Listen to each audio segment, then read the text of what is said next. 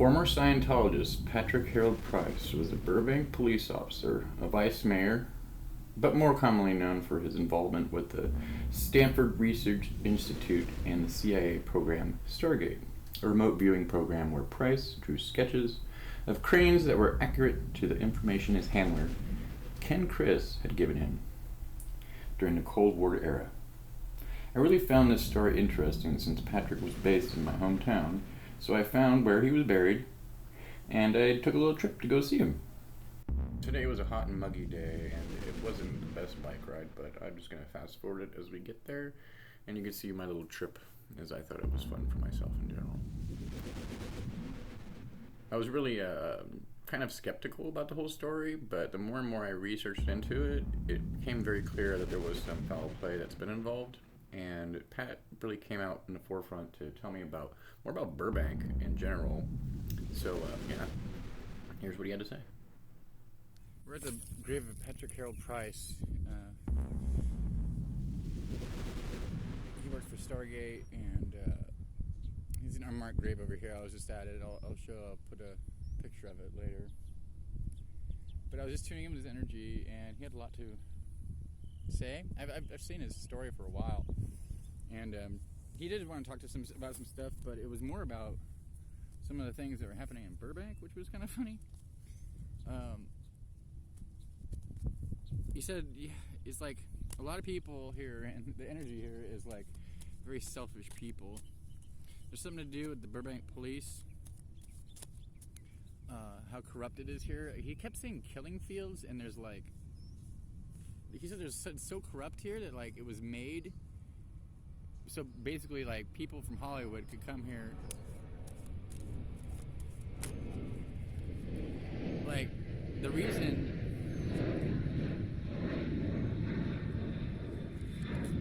he's very happy to share this, even though that plane is freaking annoying. He also used to work for Lockheed as a security guard, but he was saying that working for the Burbank police and being, I think he was like mayor or something like that.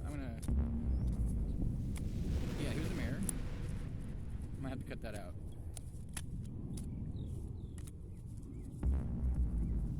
But what I'm hearing is that he was saying that there was a brothel up on the hills. I was like, what? He's like, yeah, there's totally a brothel.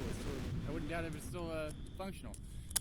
He said there's more than one. Burbank funnels money, and there's a lot of corrupt CIA officers that are involved with Burbank, and they used to recruit out of there. Something to do with some of their contacts being here. It just happened to be like a low-key spot, and that's why Burbank became its own police department. And like it's also a sundown town, if you guys didn't know that. But over the years, it's what? Over the years, it's been flooded as like a place where all the entertainment is. And yeah, that's part of it too, but originally it was a place where they could go and launder people or like extort people, come out here. Instead of like doing it in Hollywood, making a scene, they would come out to Burbank and beat the fucking crap out of them, the stuff I'm hearing.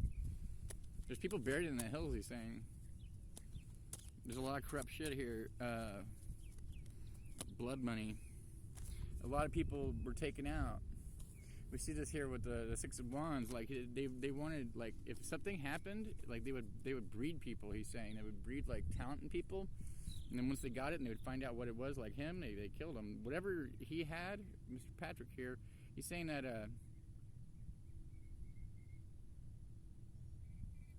he opened up something.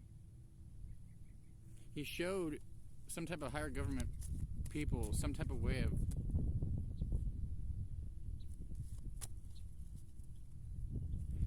there was like an accelerated way to say with remote project, like they were scared of him, what he could do essentially, because he started developing things that were like it's too hard to explain. You have to be in the program. Anyways, let's see what the cards come out. He was at the top of his game. This is crazy. The Emperor and the Magician, and that's why that's direct correlation with what we were just talking about. He was at the end, and he was manifesting things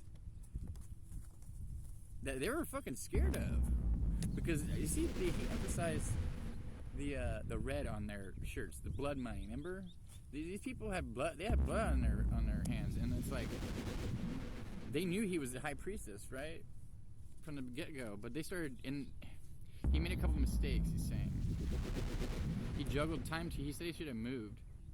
There's something about moving, but the government took away his money.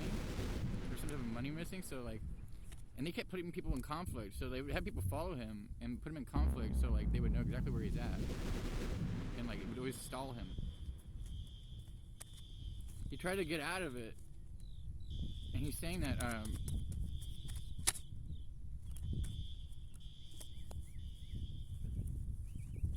they knew they had another psychic go against him.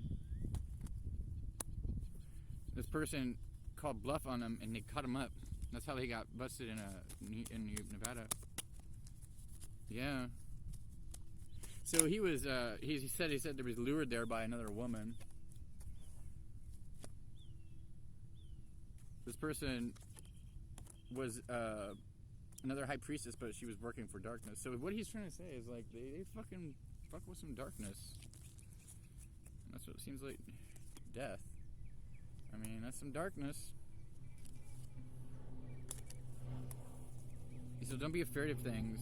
The fear and everything is like, if you know the truth about anything, about being spiritual or anything, you don't have to worry about nothing he's saying. It might be a long haul to like your psychic abilities and things like that for some of you, I'm hearing, but he's like, it'll be the most beneficial thing you could ever do in your life. He's like super present with me right now. He's watching. He's like watching.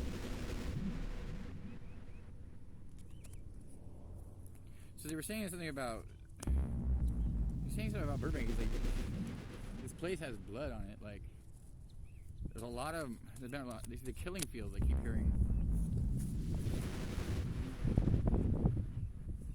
I'm saying take it slow for anybody that's going through a transformation too. Especially if you're saying that to me, but I want to keep that to myself. You're welcome. I came and brought up an offering, tobacco and some money. He's petting. He's had a dog. And he said that was random. He misses what it like to be embodied. He chose not to be embodied anymore, so he's like a spirit that's like, he helps with abundance. So I guess he made it like, whoa, that's fucking crazy. So he's like because of his psychic abilities and his reincarnation, like he decided not to reincarnate, but he's like an energy that helps with abundance, and it's almost like he's a fucking, yeah, he's a ascended master in a sense, but like people wouldn't, his path was different. So he exposed, dude, that's crazy. That's crazy. Yeah, people just think he's a page though, but this fool like changed a lot. You're not a fool, but you know what I mean. He's like the Hierophant energy of abundance, like straight up of hard work. He likes to see people do hard work and get through like crazy ass times. He likes challenges. He said his life was so interesting and such a blast that it was like he wouldn't trade for shit. He didn't care about the fact that he was gonna die. He just told me he said he knew he was gonna die. He said they knew he was gonna do that. Whoa, they knew he was gonna do that. Like he knew already, and he tried to take precipitating measures. I mean, we all know that in the story, right? Because it was like telling him like, oh, people are after me and shit. I think I saw some documentary about it. They're like, find this. I'm getting personal messages from him, so I'm just not gonna. Pretty nice though. His energy is like chill as fuck. He's like, yeah, I used to be a womanizer. I'm like, well, that sucks. He loved his wife dearly though, but he was kind of like a womanizer. He doesn't like to admit it, but his wife was like his two cups. His commitment to her was like the most important thing, but like he had slipped. Yeah, King of Wands. He says that's probably like the worst thing you can do is fall victim to the love thing, because love it's so faked by so many people, and the energy of it is so alluring. He's like, if you can master love, the energy of love and lust and like all that, and encompass it and turn it into creativity, it's like you're a master, because it's like the most appealing energy of all. Wow, that's an interesting reading.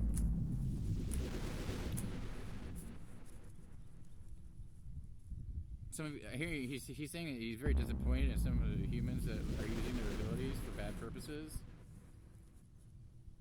The truth about these people will be sorted out. That's a message for the collective. There's judgment for these people that try to take you off your path. His path was, he had the same thing happen to him, except they killed him. And you can't, it's like you can't go against the government. But he's giving you guys a warning. You people that are ascending, don't worry about anything if you got the truth. The death doesn't matter. Nothing matters. All that matters is that you're present in the moment and you're doing the right thing that you can do right now. Cool beans. Well, I'm just going to chill out with him for a little bit more and then, yeah. Interesting.